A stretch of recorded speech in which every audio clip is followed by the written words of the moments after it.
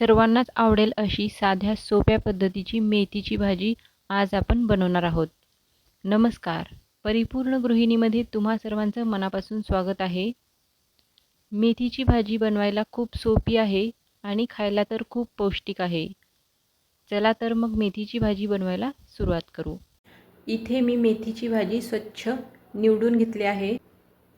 मेथीच्या भाजीमध्ये माती वगैरे असते, त्यामुळे आपल्याला ती स्वच्छ धुवून घ्यावी लागते।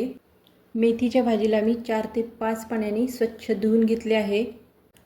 मेथीच्या भाजीचे फक्त समोरील पाने न घेता थोडेसे काड्या देखील राहू द्यायचे आहेत। हे कवळे काड्या असतात, त्यामुळे ते शिजले देखील जातात। गॅसवर पॅनमध्ये फोडणीसाठी मी 2 चमचे तेल टाकले आहे। मी थोडासा लसूण ठेचून घेतले आहे। तेल तापल्यानंतर यामध्ये आपण ठेचलेला लसूण टाकून घेऊ। पालेभाजीसाठी थोडासा लसूण जास्तच लागतो। लसूण थोडासा आता गुलाबीसर झालेला आहे, तर यामध्ये आपण 4 ते 5 हिरव्या मिरच्या टाकून घेऊ।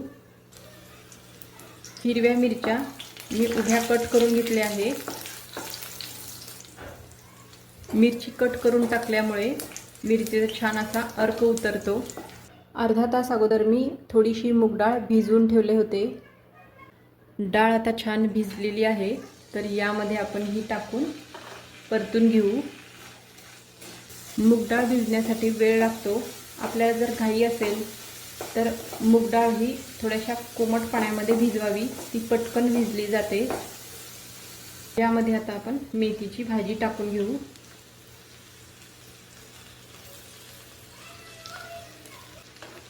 ही भाजी आता आपण परतून घेऊ।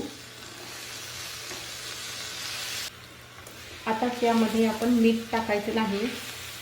जसजशी आपण ही भाजी परतत जाऊ तसतशी ही भाजी कमी होते आणि आता आपण जर यामध्ये मीठ टाकलं तर मिठाचं प्रमाण जास्त होईल। हे पहा, थोडंसं आता भाजी कमी झालेली आहे आणि त्यामुळे शेवटी आपण मीठ टाकायचं आहे, त्यामुळे मिठाचं प्रमाण ते बरोबर पडेल। मिठाचं प्रमाण जास्त होणार नाही। यामध्ये आता चवीनुसार मीठ टाकून मिक्स करून घेऊ। यावर आपण झाकण ठेवून ही भाजी शिजवायची नाही। झाकण ठेवून जर ही भाजी शिजवली तर या मेथीचा रंग काळसर होतो। ही भाजी पटकन होते आणि चवीला देखील खूप छान लागते। हे पहा, मस्त अशी भाजी बनून तयार झालेली आहे। ही भाजी तुम्ही भाकरीसोबत किंवा चपातीसोबत खाऊ शकता। तर आजचा हा व्हिडिओ पाहिल्याबद्दल धन्यवाद।